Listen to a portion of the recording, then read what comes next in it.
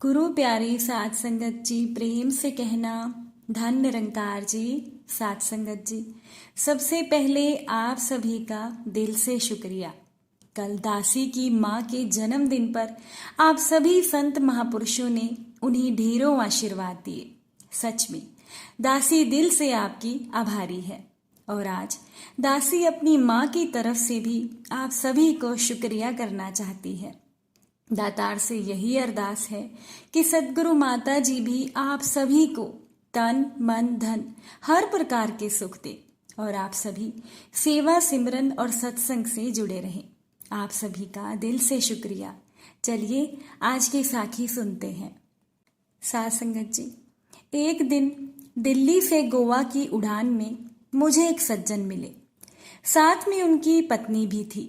उन सज्जन की उम्र करीब 80 साल होगी। मैंने पूछा नहीं, लेकिन उनकी पत्नी की उम्र करीब 75 साल थी।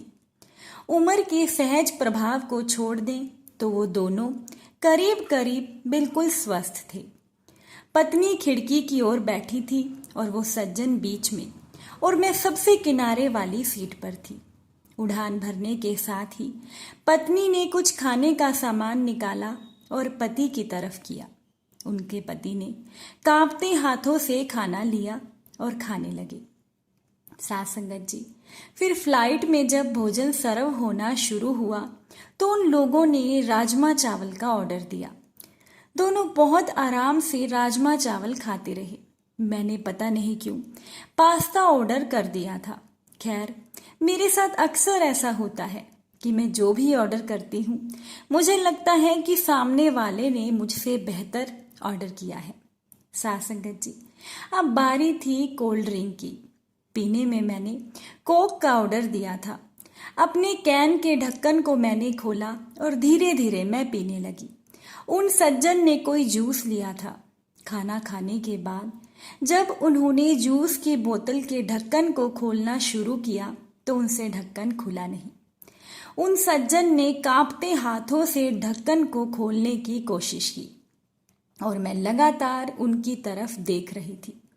मुझे लगा कि ढक्कन खोलने में उन्हें कुछ मुश्किल आ रही है, तो मैंने शिष्टाचार हेतु कहा कि लाइए मैं खोल देती हूँ। उन सज्जन ने मेरी ओर देखा और फिर मुस्कुराते हुए कहने लगे कि बेटा, ढक्कन तो मुझे ही खोलना होगा। मैंने कुछ पूछा नहीं, लेकिन सवाल भरी निगाहों से उनकी ओर मैंने देखा। ये देखकर सज्जन ने आगे से कहा कि बेटा जी, आज तो आप खोल देंगे, लेकिन अगली बार कौन खोलेगा? इसीलिए मुझे खुद खोलना आना चाहिए। उनकी पत्नी भी उनकी तरफ देख रही थी। साध संगत जी, जूस की बोतल का ढक्कन उनसे अभी नहीं खुला था, पर पति लगे रहे और बहुत बार कोशिश करके आखिरकार उन्होंने ढक्कन खोल ही दिया। दोनों आराम से जूस पी रहे थे। मुझे दिल्ली से गोवा की इस उड़ान में जिंदगी का एक बहुत बड़ा सबक मिला। उन सज्जन ने मुझे बताया कि उन्होंने एक नियम बना रखा है कि वो अपना हर काम खुद करेंगे। उनके घर में बच्चे भी हैं, भरा पूरा परिवार है। सब साथ में ही रहते हैं, पर अपनी रोज की जरूरत के लिए वो सिर्फ अपनी पत्नी की मदद ही लेते हैं, बाकी किसी की भी नहीं। साध संगत जी, वो दोनों एक दूसरे की जरूरतों को समझते हैं। सज्जन ने मुझसे कहा कि जितना संभव हो अपना काम खुद ही करना चाहिए।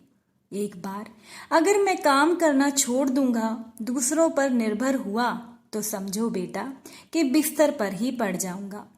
फिर मन हमेशा यही कहेगा कि ये काम इससे करा लूं और वो काम उससे।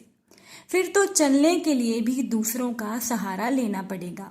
अभी चलने में पांव कांपते हैं, खाने में भी हाथ कांपते हैं, पर जब तक आत्मनिर्भर रह सको, रहना चाहिए। हम गोवा जा रहे हैं, 2 दिन वहीं रहेंगे। हम महीने में 1-2 बार ऐसे ही कहीं पर भी घूमने निकल जाते हैं। मेरा बेटा और बहू मुझसे कहते हैं कि अकेले आप लोगों को मुश्किल होगी, पर उन्हें कौन समझाए कि मुश्किल तो तब होगी जब हम घूमना फिरना बंद करके खुद को घर में कैद कर लेंगे। पूरी जिंदगी खूब काम किया, अब सब बेटों को देकर अपने लिए महीने के पैसे तय कर रखे हैं और हम दोनों उसी में आराम से घूमते हैं। जहाँ जाना होता है एजेंट टिकट बुक करा देते हैं, घर पर टैक्सी भी आ जाती है और वापसी में एयरपोर्ट पर भी टैक्सी आ ही जाती है। साथ संगत जी, आगे उन्होंने बताया कि होटल में हमें कोई तकलीफ होती ही नहीं। स्वास्थ्य हमारी उम्र के हिसाब से एकदम ठीक है। कभी कभी जूस की बोतल खुलती नहीं, पर थोड़ा दम लगाओ तो वो खुल ही जाती है। साथ संगत जी, उनकी बातें सुनकर मेरी तो आंखें खुली की खुली ही रह गई। मैंने तय किया कि इस बार की उड़ान में लैपटॉप पर मैं एक पूरी फिल्म देख लूंगी, पर यहाँ तो मैंने एक जीवन की फिल्म ही देख ली। एक वो फिल्म जिसमें जीवन जीने का संदेश छिपा था कि जब तक हो सके आत्मनिर्भर रहना चाहिए। अपना काम जहां तक संभव हो सके हमें खुद ही करना चाहिए, क्योंकि जिंदगी में आत्मनिर्भर और आत्मसम्मान ये एक बहुत बड़ी चीज है। साथ संगत जी, एक बार की बात है, सुधीर एक जगह ट्रेन से कहीं पर सफर कर रहा था। एक दिन ट्रेन लेट होकर रात्रि को 12 बजे पहुंची। जब सुधीर ने देखा तो बाहर केवल एक वृद्ध रिक्शा वाला ही दिखा, जिसे कई यात्री जानबूझकर छोड़ गए थे। एक बार सुधीर के मन में भी आया कि इस बूढ़े रिक्शे वाले के साथ चलना पाप होगा। फिर मजबूरी में सुधीर ने उसी रिक्शे वाले को बुलाया और वो रिक्शा वाला भी बिना कुछ पूछे चल दिया।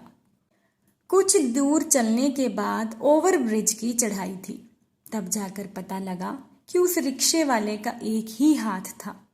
सुधीर ने सहानुभूतिवश पूछा कि एक हाथ से रिक्शा चलाने में आपको बहुत परेशानी होती होगी। तब इस पर रिक्शा वाले ने कहा कि बिल्कुल नहीं बाबूजी, शुरू में कुछ दिन हुई थी। रात के सन्नाटे में वो एक ही हाथ से रिक्शा खींचते हुए पसीने पसीने हो रहा था। सुधीर ने पूछा कि आपके एक हाथ की क्या कहानी है। थोड़ी देर की चुप्पी के बाद वो रिक्शा वाला बोला कि गांव में खेत के बंटवारे में रंजिश हो गई। वो लोग दबंग और अपराधी स्वभाव के थे।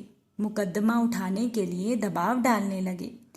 वो कुछ गंभीर हो गया और आगे की बात बताने से कतराने लगा, लेकिन सुधीर की उत्सुकता के आगे वो विवश हो गया और उस रिक्शा वाले ने बताया कि एक रात जब वो अपने खेतों में सो रहा था, तब जान से मारने की नीयत से किसी ने उस पर वार किया।